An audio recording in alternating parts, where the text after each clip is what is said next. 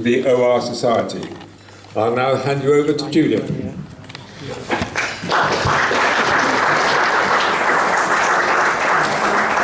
Thank you very much, Brian. Don't believe a word of it. He's taken my words away, but never mind. I came to Rendcomb as one of 6 new boys in September '46, as an 11-year-old, timid, shy child, excited and frightened at the same time by this huge mansion, a boys' boarding school. It was a school, first and foremost, with D.W. Lee Brown as headmaster, but this vast building was now also home. We were boarders. I was definitely homesick on my first night here and snivelled all night. And that provided the first lesson I learnt from Rendcomb. Always check, before you go to sleep, that you have a handkerchief, either in your top pocket or in your pyjama pocket. To Rome. The college is ideally placed in its Cotswold setting, and we were at liberty in those days to go where we pleased, provided we respected private property. For me, this was idyllic, and it gave me a lifelong love of exploration, hill walking, and travel. But as you already heard, I have a hidden 4th area, a special gift, if you like. One day when I was about 13 or 14, 3 girls were seen walking out of the college, across the asphalt, into the drive, up the church path, and away. Bear in mind, there were no girls in the school. This was unprecedented. I asked my neighbour who they were. He told me. The tallest one on the left was Hermione Lee Brown, the daughter of the headmaster, and the other 2 were the daughters of Mr. and Mrs. James, teachers of history and English. The one in the middle was called Helen, and the smaller one on the right was called Catherine. I thought. I like the one in the middle. To cut a long story short, I still do. Helen and I were married in St. Peter's Church here in Rendcomb in 1959, and she's sitting beside me at lunch today. I'm pleased to say that she tells me every day that in her eyes, I still look okay. I find this encouraging, and quickly return the compliment. She, of course, lived in Rendcomb from birth until we were married, and so is as equally steeped in Rendcomb as I am, if not more so. This happy life together is actually the greatest gift Rendcomb has given me, even if it wasn't the original intention. By 1954, Rendcomb College had provided me with a solid base of general all-round education and a knowledge of how to live and thrive in a community of other people. I offer my sincere thanks to everyone involved in this process.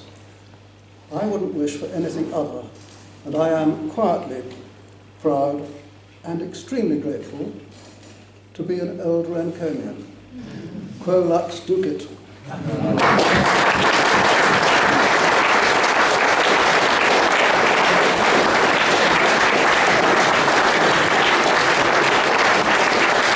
Thank you, Julia.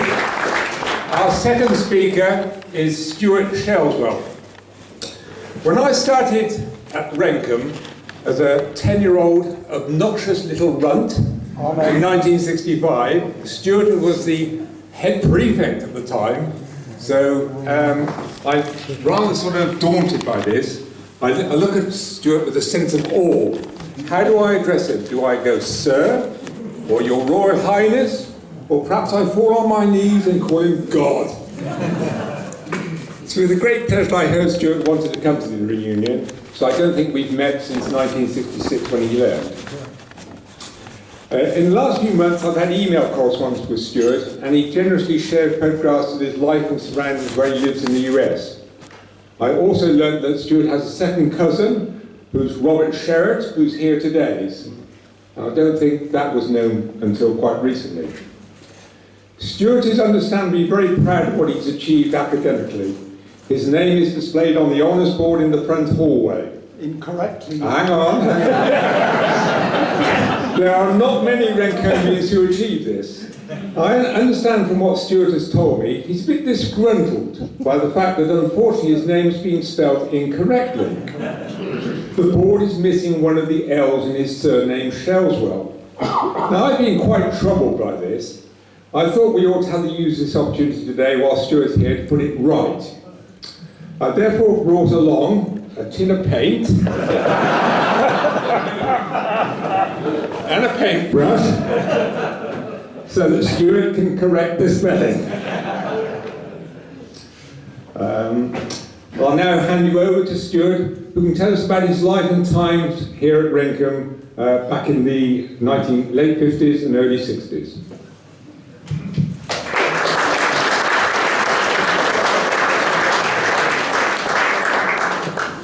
Thank you, Brian. Can you hear me at the back over there? That side? Good. Actually, as a follow-on to that, my name should have appeared twice. Because when I obtained my Master of Science degree at Cambridge, a few years later, I notified the OR magazine, and indeed it was printed in that. But my name never appeared on the honours board. And I suspect that when the signwriter was chastised for missing the L in the first time, and then told to put S.H. Shellswell, MSc, Control Engineering, St. Catherine's College, Cambridge, he probably said, I only have this much space, no way. And in fact, when I arrived this morning, early on, and introduced myself to Brian, we had never spoken before, he was a little concerned that my American Bostonian Gloucestershire accent would cause trouble with understanding my talk. So he suggested that I should have a short dialect, accent, and spelling test. I failed the accent and dialect test miserably. It contained difficult words like schedule, process, and tomato. No way. However, I did actually get full marks on the spelling, which included the word Marmite, which is a substance that every American I know hates. It contained the word Vercingetorix, who I believe was an old friend of Bill White. I'm sorry Bill isn't here to confirm that. And it also had the word balustraded, which is a somewhat obscure and archaic punishment given to small Rendcomian boys when they have committed some bad offence. I stand guilty. That happened to me. Anyway, on to what were the benefits of my education at Rendcomb.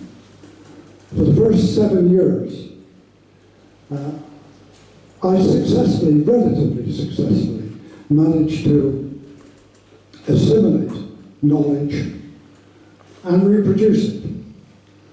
But when I reached upper sixth and had to start studying hard for university and to get good A-level grades, I realized that just knowing the subject wasn't good enough. It's not what you know, it's how you apply that knowledge. And I will ever be grateful for all the teachers at this school who impressed upon me at great patience and sympathy. And to a certain extent, a lot of hard work on my part. They conveyed that ability to me. This stood me in very good state at university and following research at Cambridge. And then in subsequent careers in computer programming, systems analysis, and eventually data analysis and big data. This is actually also applied since I retired about 9 years ago, over 9 years ago. I've been able to continue my efforts, Colin Burden would say, in woodwork, in carpentry, car maintenance, home maintenance, and sport. I grew here to love sporting activity, and I still try and play squash 2 or 3 times a week when I'm in the Boston area. To finish up, let me give you an example of this philosophy.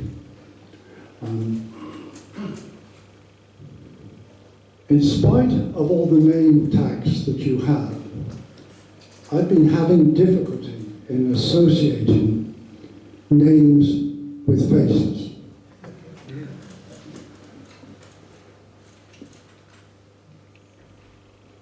And actually, I've forgotten what I was going to say.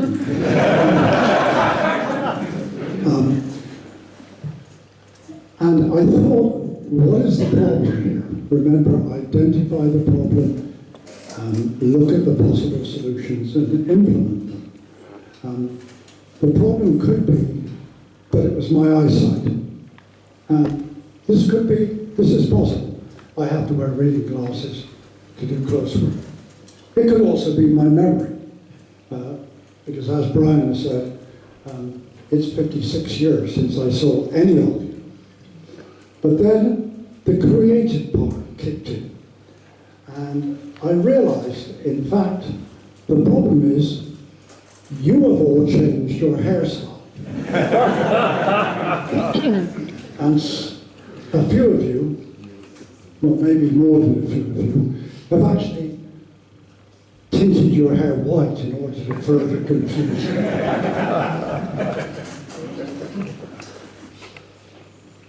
I would like to thank Brian for giving me the opportunity of explaining my Rendcomb education experience. I would also like to thank him for granting the entire nation the next 2 days as a holiday in honour of me coming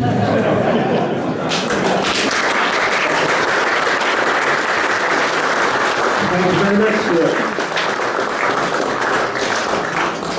Our third speaker is David Tyler. David was here at Rendcomb from 1965 to 1970, and after university went on to have an extremely successful business career. One of the most high-profile positions that David held was as chairman of Sainsbury's. Of course, David also worked with many other companies, some rather more challenging than others.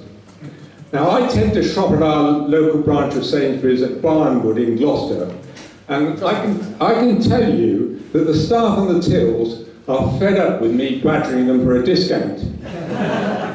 I explained to them that I was at the same school as their chairman, and shared a dormitory with the chairman's younger brother for 4 years, and he was a very good friend of mine, and therefore I ought to have a discount. Mr. Smith, please stop being so obnoxious and irritating. It's a trait that I learned here, you know. You should be aware that we need to make as much profit as we possibly can to pay our exceptional chairman the salary he deserves. So it didn't work out as I had planned. So on that note, I pass you over to David.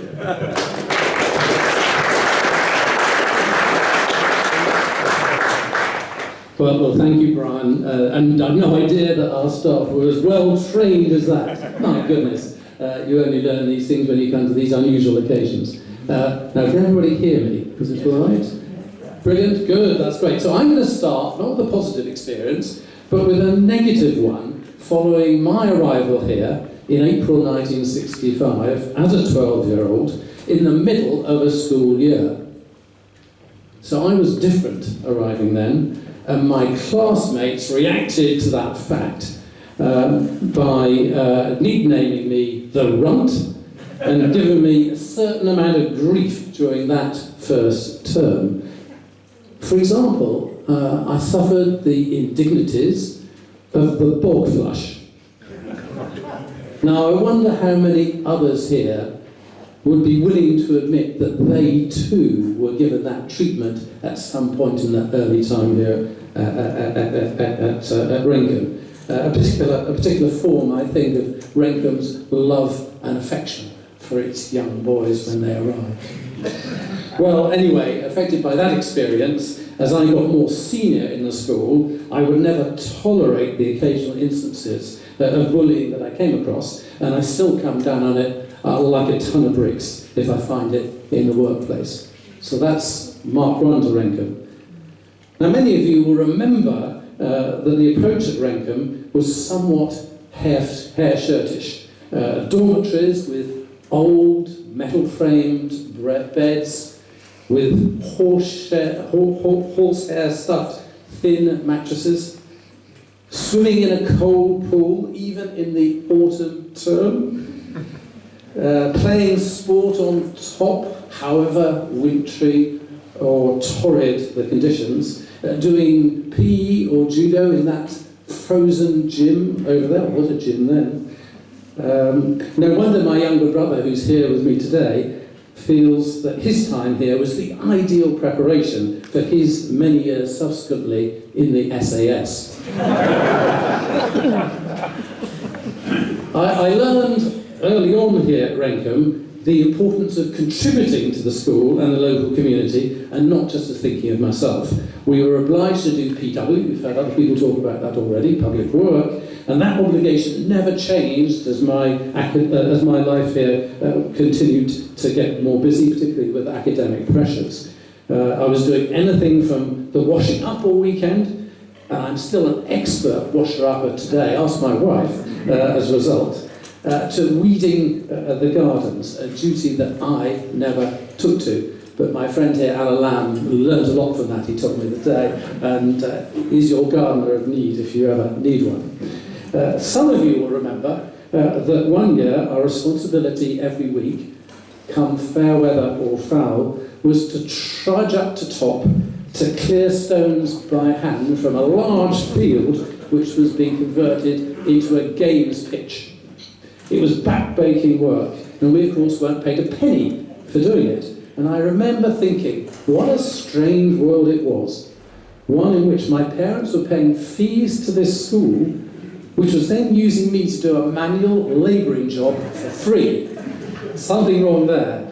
But tough, perhaps, it was. But it has certainly taught me throughout my life to pay the greatest respect to any individual, however menial the job he or she was doing.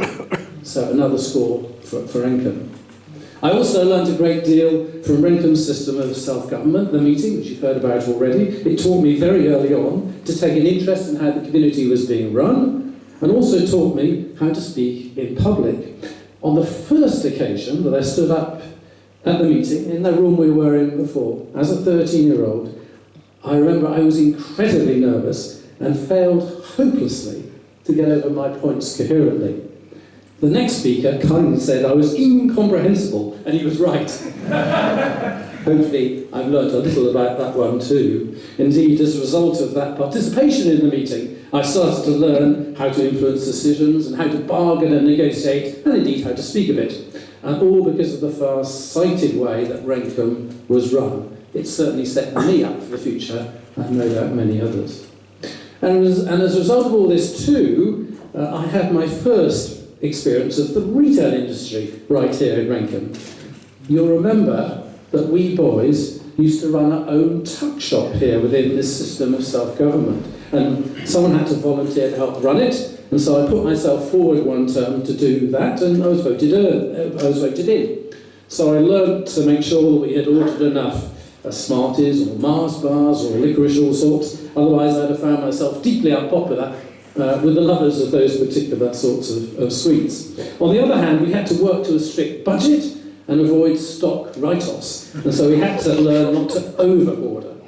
So looking back on it now, I would never imagine then that this was the first bit of retail education for my future role at the country's second biggest retailer. So what can I say in summary? Standing back, I learned so much here. Clearly, it wasn't just the calculus, the Tudors and Stuarts, the laws of thermodynamics, though I benefited hugely from our inspirational teachers here who taught me about all of those topics. Nor was it only the team games, the theatrical performances, and the cross-country runs that I gained so much from. It wasn't just the fact that Rendcomb taught me how to put together an argument to be logical, though it did all of these things. No, it was because here I learned to look after the other person and how to do things for the common good. I learned how to make an independent judgment for myself about what was morally right and what was wrong.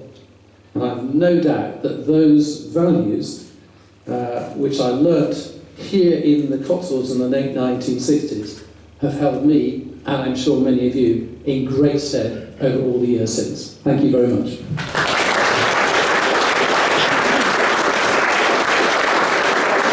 Thank you very much, David. Our final speaker today is Hamish Wilson.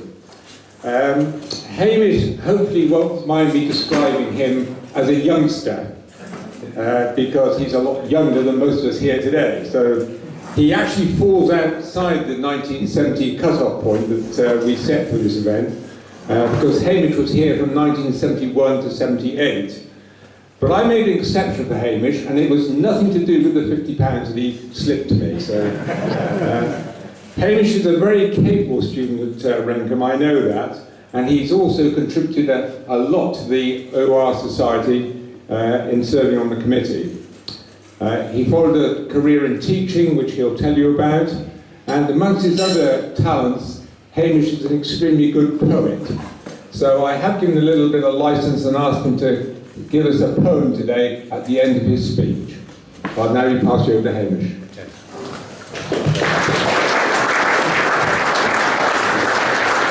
Thank you, Brian. Can you all hear me at the back? It's not too close, not too far away. Back there. So good. Speaking as an ex-teacher, I can safely say that one of the outstanding features of Rendcomb in the 1970s was the freedoms it offered its pupils. I can remember as an 11-year-old taking a packed lunch the first weekend I was at the school and walking to Chedworth with a new made friend. This was both exhilarating and terrifying. Exhilarating to be let loose from adult supervision, and terrifying in the sense we mistimed the walk and we were worried we'd be late back for tea. We chanced our arm on a possible shortcut and just made it back in time for roll call. Being in the heart of the countryside was a joy, and it was a delight to be able to leave the confines of the classroom and walk straight out into open country. Nowadays, I'm sure such freedoms are rarely enjoyed due to health and safety constraints, but such freedoms were invaluable in allowing me to assess risk and take responsibility. The teaching at Rendcomb was excellent, and I'm sure inspired me to become a teacher myself. Lessons were well structured, but we weren't spoon-fed and allowed the freedom to make and learn from our mistakes, and encouraged to develop independent thought. I stayed on after A-levels to take the Oxbridge exams and had the privilege of individual lessons with David Sells. Preparation for the French literature paper gave me an invaluable experience. I would choose an essay question from a past paper and read the appropriate books to answer it. He guided me from there with his insights into the plays or prose I'd chosen. The expectation was that I formed my own opinions first. This enabled me to develop self-confidence and independent learning skills, which made the transition to university smooth and painless. But good teaching goes much further than pedagogy and prowess in particular subjects. The first lecture I attended at Teacher Training College began with the lecturer saying that when he was a secondary school teacher, if he was asked what he taught, he would say kids. That is, he said, is the most important thing. No matter what subject you teach, you are first and foremost a teacher of young people. The teachers at Rendcomb certainly subscribed to that principle, and I felt we were valued and nurtured as individuals, no matter where our strengths lay. This is something I aspired to emulate when I became a teacher myself. The Rendcomb staff had enormous commitment to extracurricular activities. I took full advantage of the opportunity to do music and drama. I still remember the joy of the first choir practice I attended as a first former, and being bowled over by singing in four-part harmony, and also taking part, again in my first term, in an opera, Der Freischütz, where I played a maiden in the chorus. John Wilson allowed me into the school orchestra, even as a beginner cellist, and I took piano lessons with Roma Foster. Later on, I acted in productions of Comedy of Errors and Oh What a Lovely War.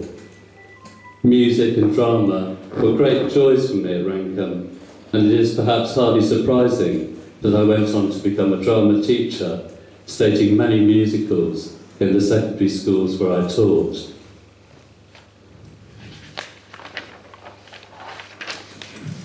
Such extracurricular activities, no doubt, do much to foster positive relationships between teachers and pupils.